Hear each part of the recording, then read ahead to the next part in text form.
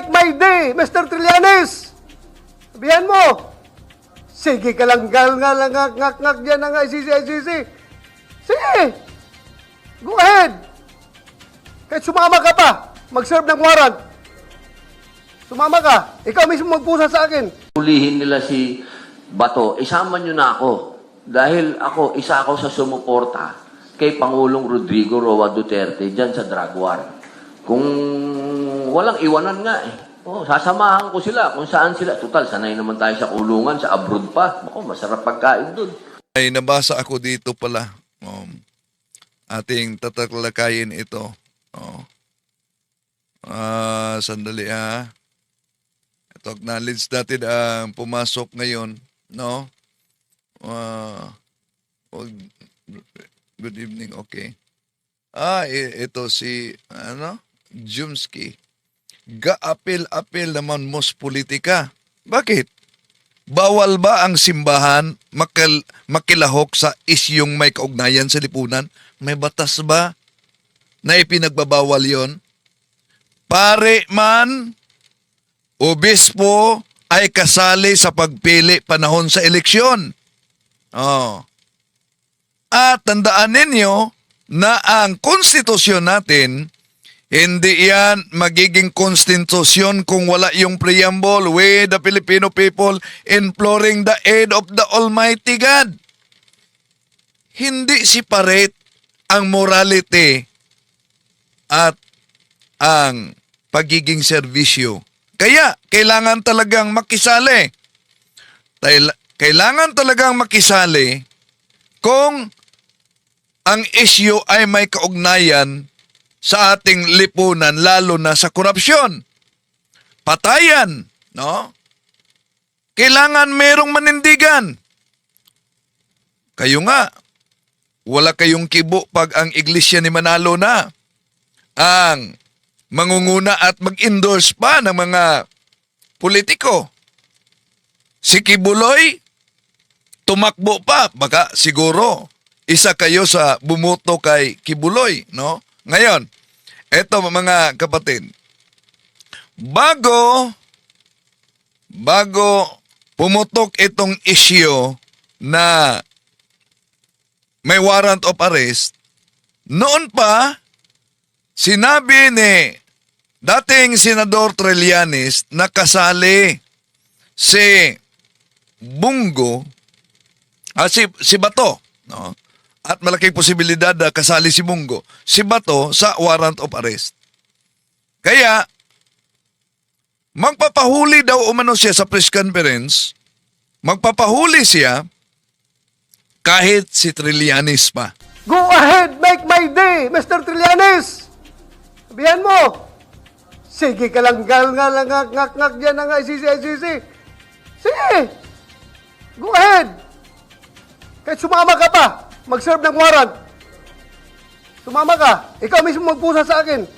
Ngayon, ang tanong, itong press conference na ito, na kahit pa si Trillanes ang magpusas, paninindigan kaya yan ni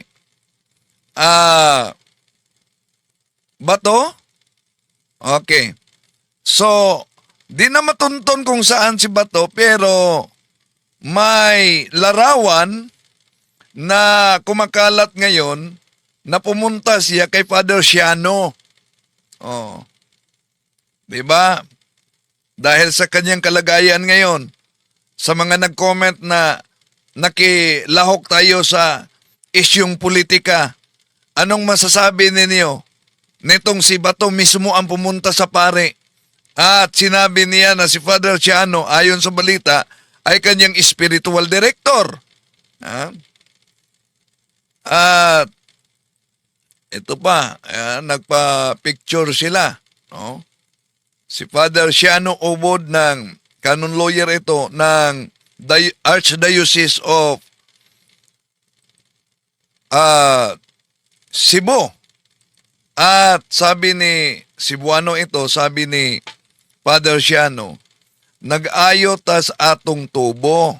May inaayos daw umano siyang tubo. Siguro sa kumbento.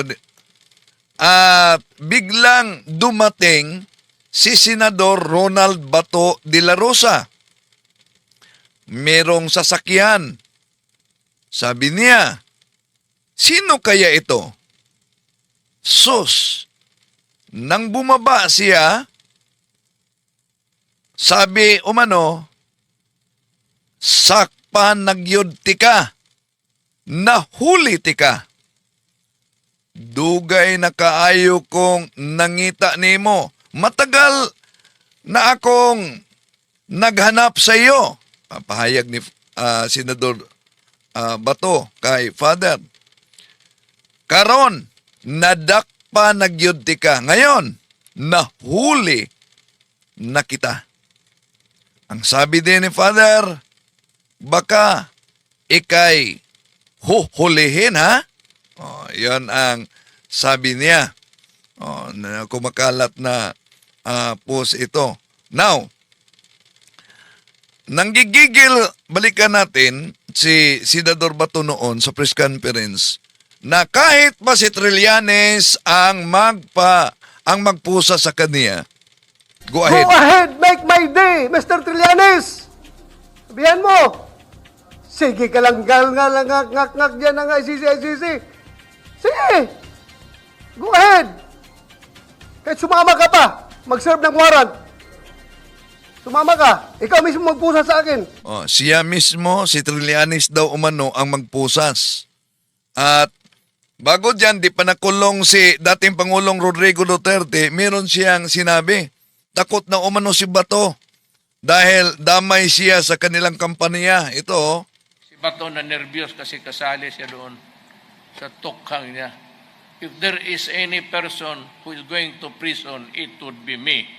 Eh sabi ko kay Bato, wag kang keep quiet there and just, ako, turo mo ako, si Duterte ang nag-utos. ayan, ang sabi ni dating Pangulong Rodrigo Duterte na nauna na sa ICC. Now, si Senador Robin Padilla nagpahayag na kung huhulihin daw o mano si Senador Bato ay magpapahuli daw umano siya. Walang iwanan. Kung huhulihin nila si Bato, isama nyo na ako. Dahil isa ako sa sumuporta kay Pangulong Rodrigo Roa Duterte dyan sa drug war. Kung walang iwanan nga eh. Oh, sasamahan ko sila kung saan sila. Total, sanay naman tayo sa kulungan, sa abroad pa. Ako, masarap pagkain dun.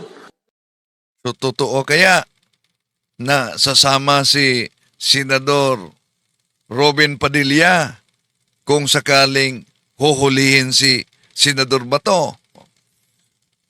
Ewan ko kung saan na kaya si Senador Bato ngayon nagtago. Pero, meron silang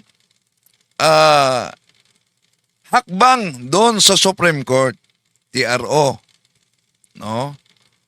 Temporary Restraining Order.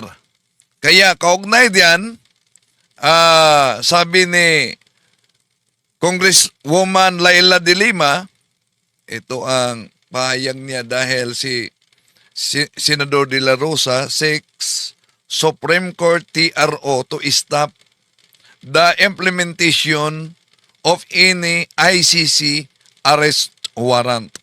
Sabi ni Senador Laila de Lima, akala ko ba matapang siya? Be a man enough to face your charges. Ngayon, pakinggan natin ang reaction bago tayo papasok sa punto por punto ni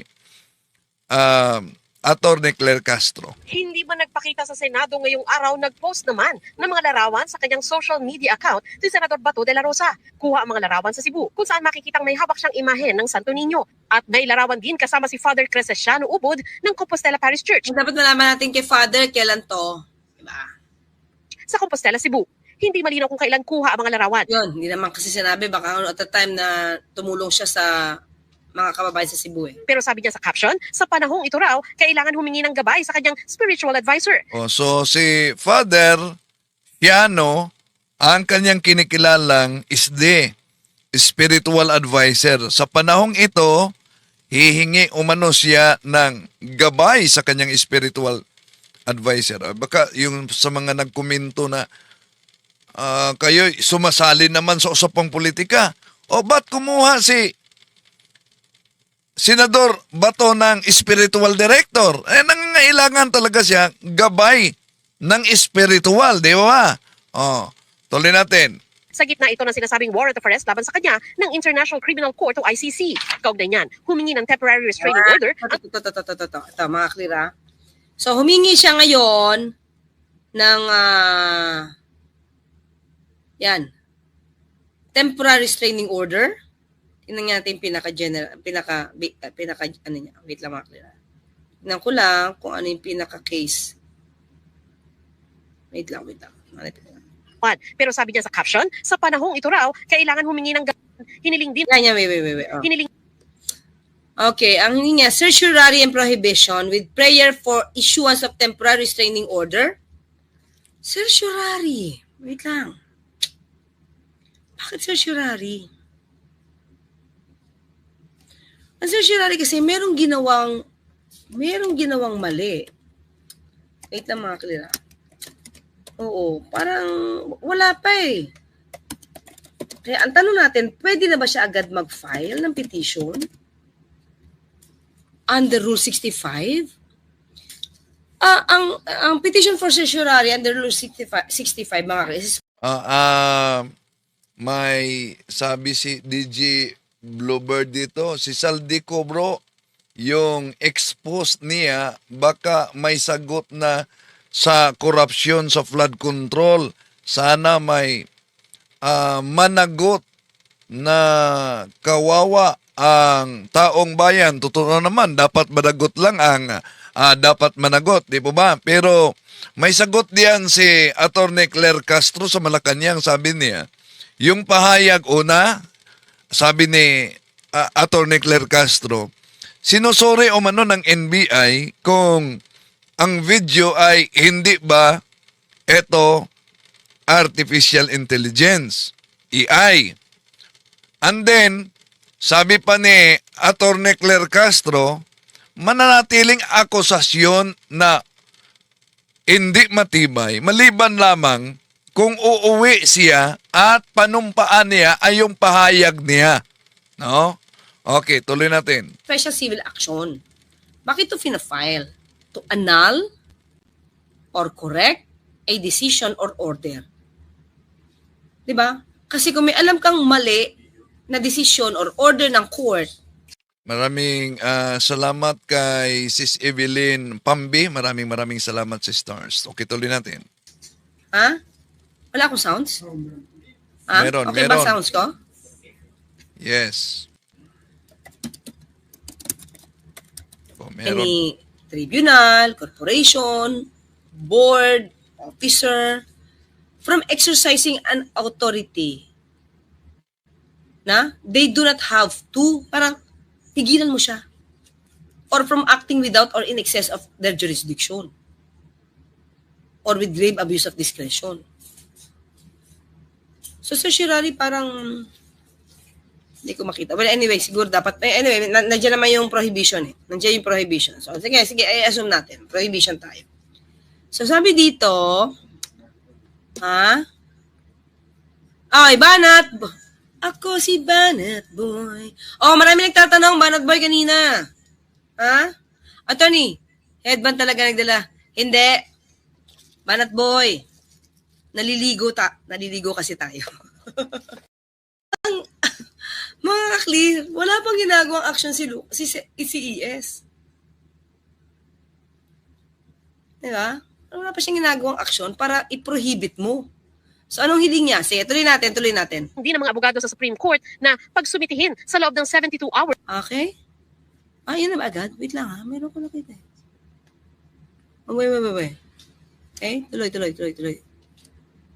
Hiniling din ng mga abogado sa Supreme Court na pagsumitihin sa looban. Pero sabi niya sa caption, sa panahong ito raw, kailangan humingi ng gabay sa kanyang spiritual advisor. Sa gitna ito ng sinasabing warrant of arrest laban sa kanya ng International Criminal Court o ICC. So, kinikilala niyang spiritual advisor si Father Shiano Ubod.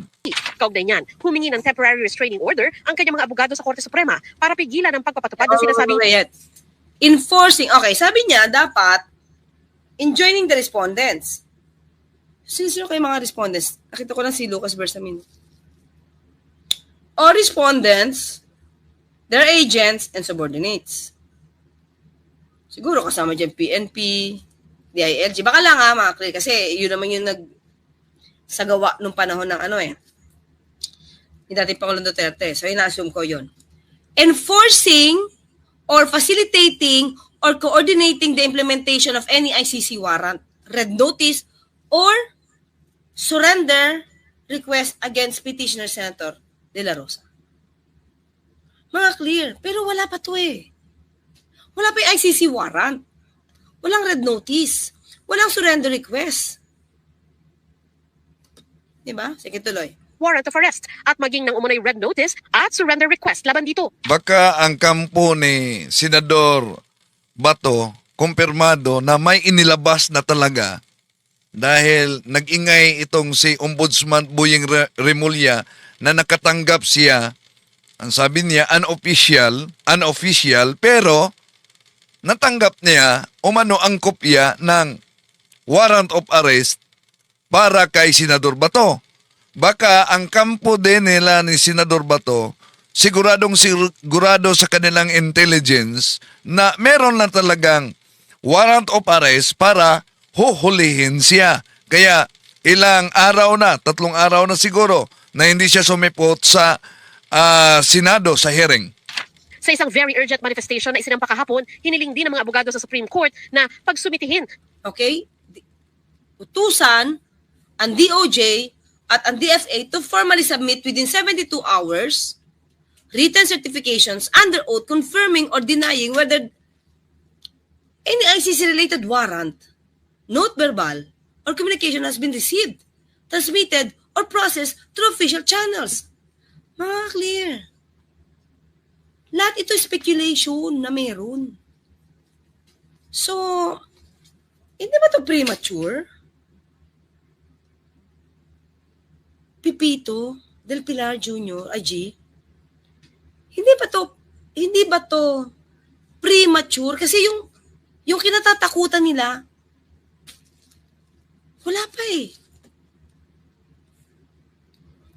Wala pa. Nag-iisip lang sila. Because of Ombudsman Remulla.